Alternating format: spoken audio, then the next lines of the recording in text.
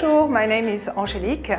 I was graduated in History of Art during my studies in the Sorbonne, Panthéon-Sorbonne University in Paris. But just before, I made studies in tourism, so that's why I'm also a tour guide, an official licensed guide. And I work in Normandy. What makes these places so special?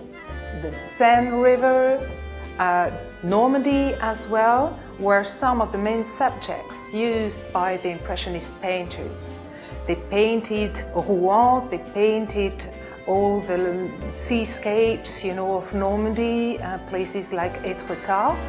So during the lectures, we will learn and discover together the way this movement made a real revolution in the art. And we will be able to see, using their masterpieces, the main painting that made them so famous, all the different steps of the creation and the evolution of this Impressionism movement.